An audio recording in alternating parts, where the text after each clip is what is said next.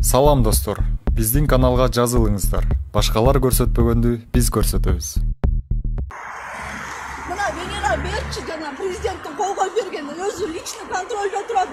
Ошого карабайм, моун жасап атышат булар. Мына берсеңиз? Жок, президенттин башын аттап өтүп атышат да булар. Ана каякта коррупция менен күрөшүп атышат, кыйкыратат бүттүнө жүзүнө. Бүттүнө жүзүнө кыйкыратат. Мына президенттин колу менен өткөн кат. Ушуга карабай прокуратура, ушунун баарын жасап атат. Биздин эфирдин көрүүчүлөрү, мен бул жердеги окуя боюнча кыскача маалыматты берип кетейин.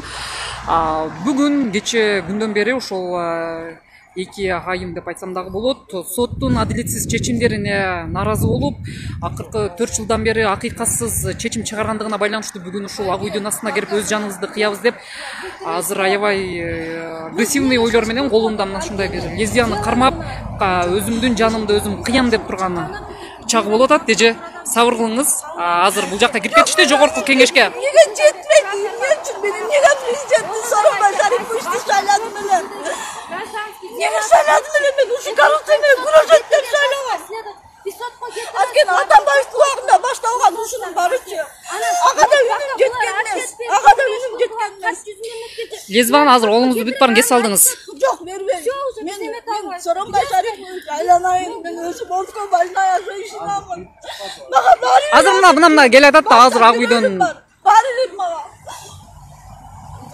Бербейм деп атам, Венера тур жаныма турган. кирип кеттиби?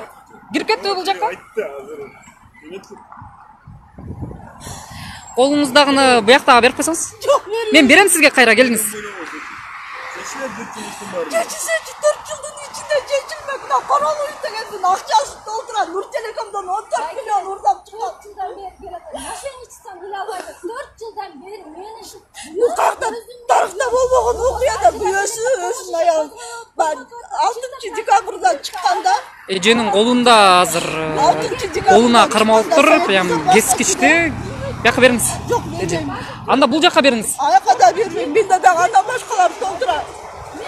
Bundan başkaları da dolduramıyorum.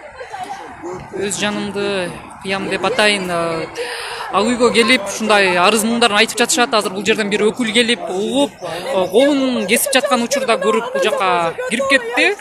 Прокуратурага кан тамырын кескен аял күйөөсүнө айтпай үйүн эжесине каттатып койгон. Бишкек шаардык ички иштер башкармалыгы райондук прокуратуранын имаратында кан тамырын кескен аял кайсы кылмышка шектелип жатканы тууралуу билдирүү таратты. Түзүмдүн маалыматы боюнча 2016-жылы 20-апрелде Ленин райондук прокуратурасына жаран арыз менен кайрылып, жубайы жана анын эжесине карата чара көрүүнү суранган. Аялы 2013-жылы күйөөсүнө билдирбей Бишкек шаарынын Манас проспектисиндеги кыймылсыз мүлкүн эжесине каттатып берген. Бир нече жылдык соттук териштирүүдөн кийин кылмыш иш кошумча тергөө үчүн Ленин райондук ички иштер бөлүмүнүн тергөө кызматына кайтарылган. Ушул жылдын 15-июлунда аялына жазык кодексиндеги жаңы редакция 204 берене жана кылмыш жаза кодексиндеги эски редакция 348 берене боюнча шектелип жатканы билдирилген. Ал себепсиз тергөө кызматына келбей жүргөн. Учурда сотко чейинки өндүрүш иши аяктап, аялына жана анын жактоочусуна материалдар тааныштырылып жатат. Андан кийин иш сотко жөнөтүлөт деп айтылат маалыматта.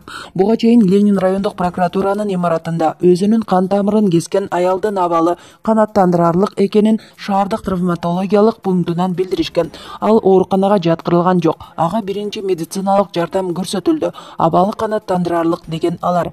Бул окуя бүгүн 23-августта күндүзү болгон. Ал аял Ленин районунун прокурорунун орун басарынын иш бөлмөсүндө өзүнүн кан тамырын кескен. Баракелде сайты.